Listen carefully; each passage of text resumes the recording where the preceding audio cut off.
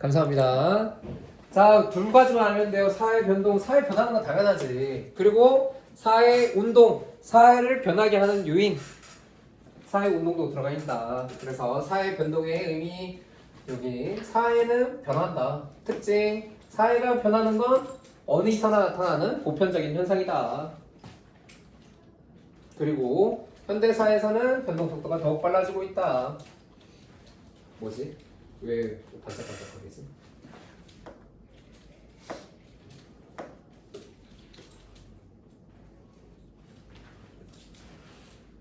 자, 사회 변동 요인 그냥 한번 읽어봐도 될 것 같아요. 과학 발전하면 어떻게 되겠어요? 과학 발전하면 바뀌겠지. 인터넷 발전하면 정보 사회로 진입한 것처럼 지금 AI가 들어가면 이제 어떻게 될 것인지 뭐 이런 식으로 사회는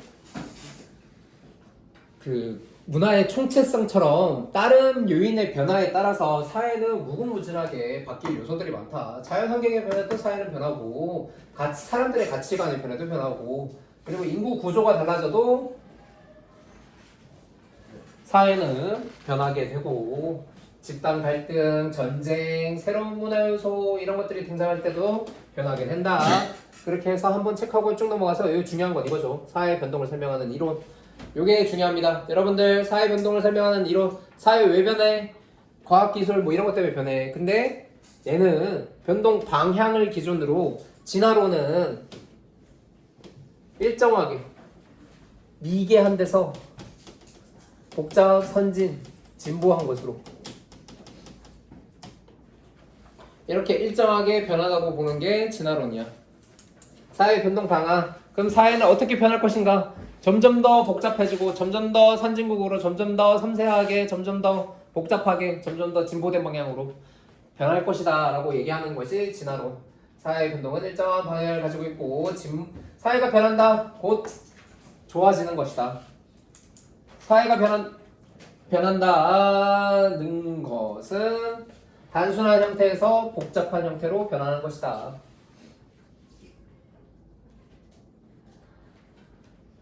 장점, 사회 발전 방향을 설명하는 데 유용하다. 그러니까 예측하는 데도 유용하다.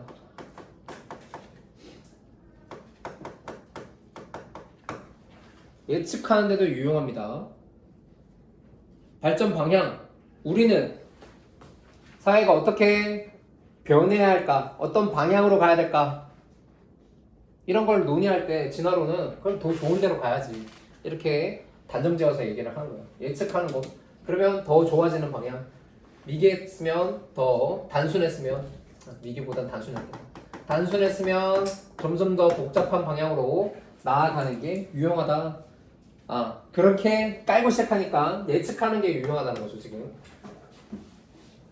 그래서 개발도상국이 근대화 과정을 거쳐 선진국으로 발전한 사례를 설명하기에 적합하다. 이게 대표적으로 해당하는 게 한국이죠. 한국.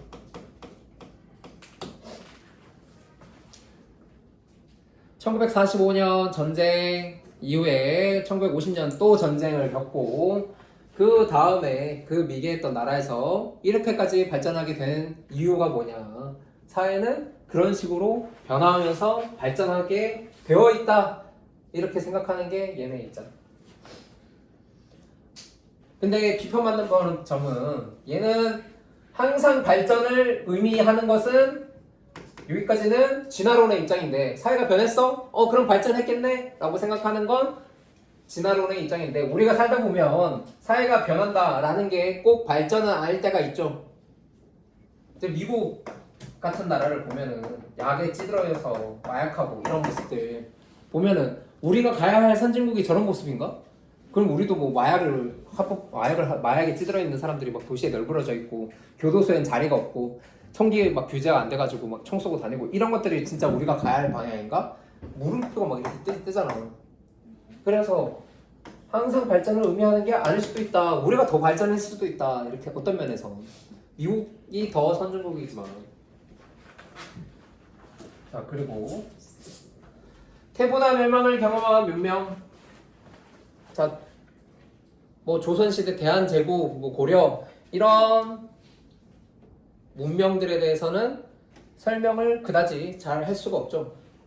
사회가 변했어? 그런 더 발전한 건데 사회가 변해서 망한 애들도 사례도 충분히 많단 말이야. 우리나라야 당연히 역사적으로 독립을 하게 되어서 자주성을 지켰지만 망하게 되어서 일본에 합방이 되어서 만약에 일본이 승전국이 되었다 치면 한국이라는 나라는 없어지는 거겠죠. 어떻게 보면 그런 과정을 겪을 수도 있었는데 안 겪었다고 해서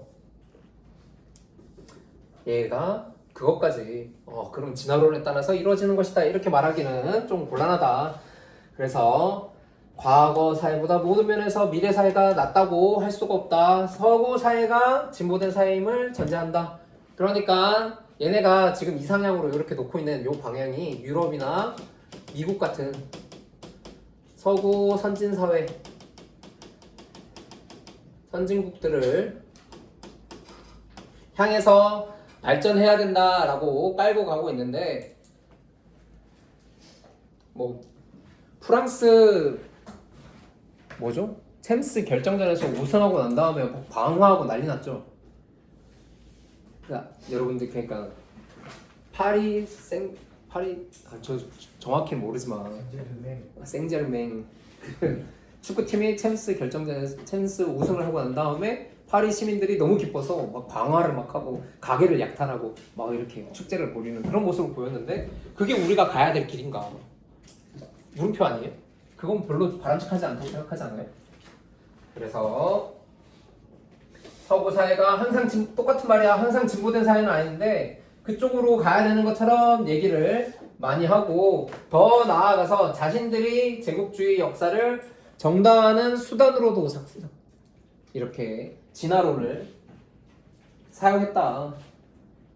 우리가 어쩔 수 없었어. 니네는 미개했으니까. 이게 일제시대 한국이죠. 일제시대 조선.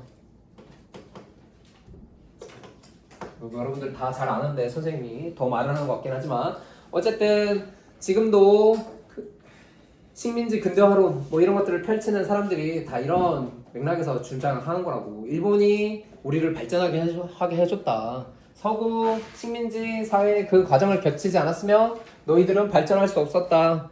이런 식으로 얘기를 하는 거.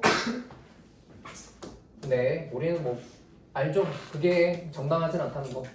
그래서 진화론이 거기에 이론적 정당화 얘기를 해주는 건 바람직하지 않다. 넘어갑시다. 자, 두 번째는 순환론입니다. 얘는 사회는 유기체와 마찬가지로 생성, 성장, 쇠퇴, 소멸의 과정을 반복한다. 그래서 일정한 한 방향으로 발전하는 게 아니다. 이렇게 그림을 그린 경우도 있고 아예 사사분면으로 이렇게 그리는 경우도 있어요. 그래프를. 아까 진화론과 대비되는 경우죠.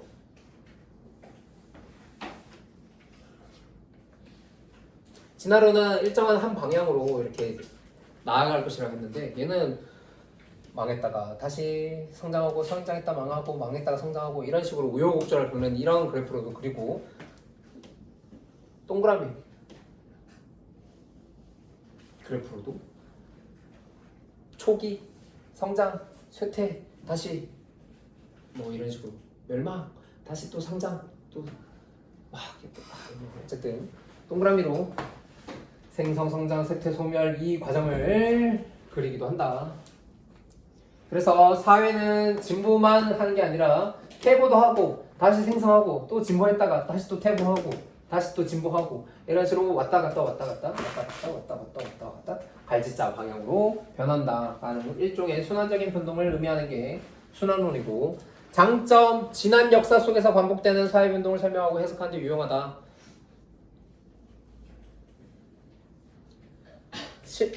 신라 통일신라 망하고 고려 망하고 조선 망하고 지금 대한민국 이렇게 왔죠.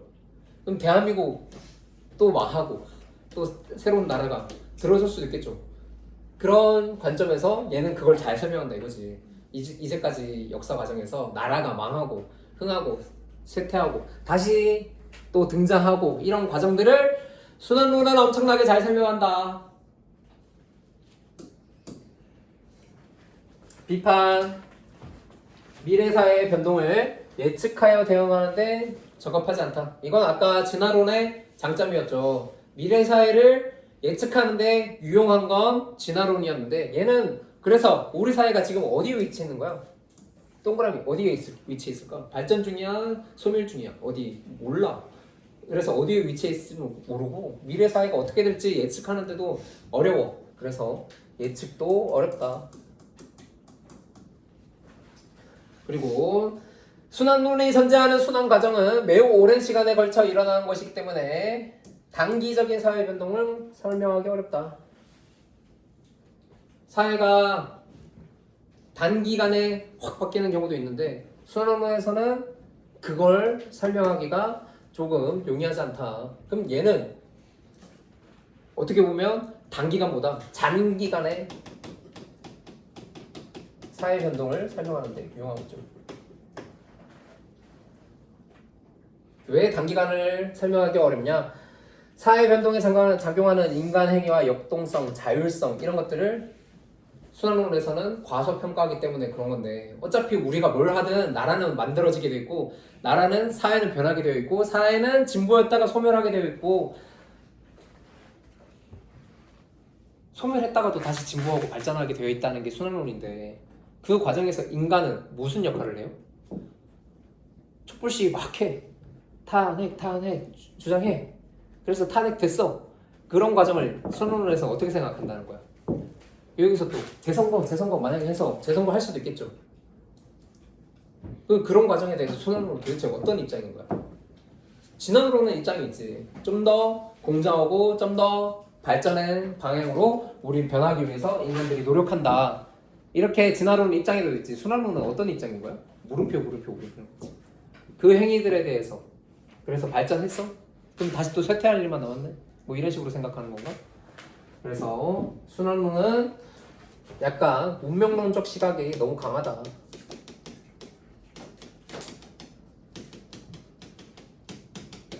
인간 자율성을 지녀서 인간이 사회를 바꿀 수 있음에도 불구하고 인간이 바꾸는 것에서는 뭐 그다지 크게 관심이 없어. 얘는 그냥 총체적으로 이루어지는 것들은 잘 설명을 해도 이런 문제가 있다. 어쨌든 우리가 하나의 관점 이론들을 배우면 이론들 간의 장점과 단점이 있으니까 이 경우에는 진화론이 잘 설명하네. 저 경우에는 순환론이 잘 설명하네. 이렇게 생각하고 넘어가면 되겠습니다. 알겠죠? 자, 밑에 가서 사회 구조적 측면에서 사회 변동을 설명한다. 자, 사회 구조적 측면에서 설명한다라고 하는데 사회 변동도 사문현상이죠. 사문현상이니만큼 기발상으로 설명을 하는 거죠. 기능론, 갈등론, 상징적 상호론. 근데 상징적 상호작용론은 구조적 측면에서 얘기를 하지 않으니까 기능론과 갈등론에서만 사회 변동을 어떻게 보는지 다 얘기했던 거지만 기능론에서는 사회 변동 일어날 수 있지. 일시적 불균형이 발생할 수 있어. 새로운 균형을 찾아간다. 팔 부러질 수 있지. 팔 부러지고 나면 수술해야 하네요. 수술하고 난 다음에 더 좋아져요, 나빠져요? 그러니까 더 좋아지는 걸 전제로 하는 거야. 뼈 대신에 더 강력한 것들을 집어넣으면 더 좋겠다. 그래서 그런 과정에서 이전과 같은 모습을 안 보일 수도 있지. 하지만 이전이 나빴던 것도 아니고 이후가 더 완전 좋아지는 것도 아니고 조금은 더 좋아진다. 뭐 이런 식으로 설명하는 게 기능론. 질서와 안정성을 바탕으로 한 점진적인 사회 변동을 설명하는데 유명하다. 이렇게 얘기를 하는데 사람이 어디 교통사고가 날 수도 있고 팔이 부러질 수도 있듯이 사회에 어떤 갈등이나 문제가 발생할 수도 있는 걸 언젠가는 이렇게 조화와 균형을 통해서 그 부러진 상태를 고치려고 한단 말이야. 팔이 부러진 상태를. 그래서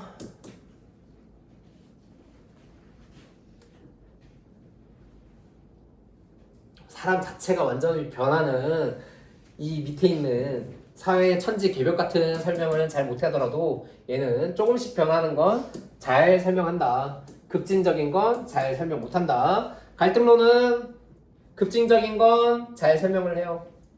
근데 마찬가지로 조금적인 점진적인 변화는 설명을 잘 못한다.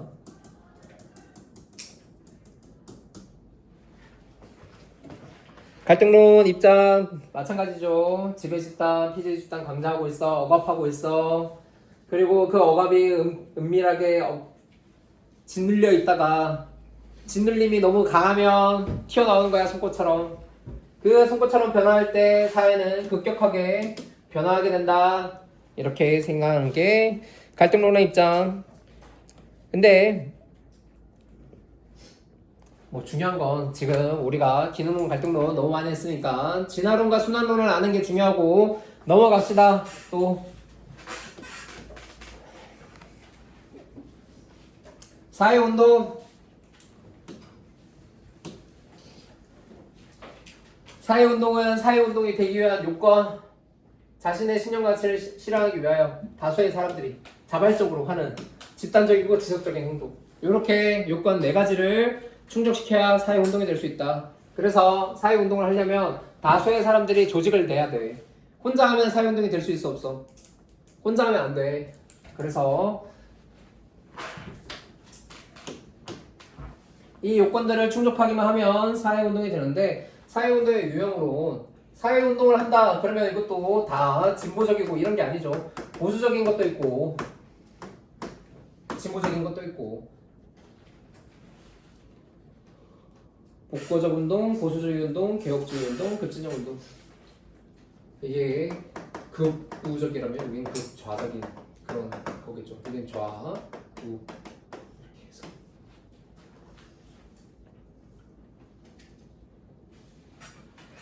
진보에서도 하고 보수에서도 하고 다 한다. 뭐 이렇게 복고, 보수, 개혁주의 운동, 급진적 혁명 운동 이렇게 하고 넘어가면 끝날 것 같아요. 이제 여러분들 사회운동, 우리 사회에서 사회운동 뭐가 발생하는가?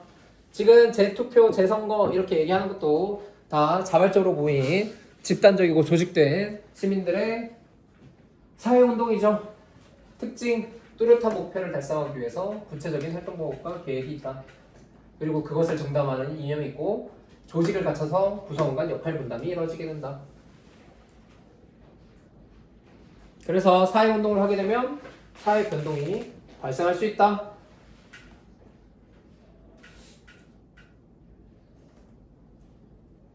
긍정적인 거, 사회 문제를 해결해서 발전된 방향으로 나갈 수도 있고, 부정적인 거 꼭 발전만을 의미하는 게 아니죠.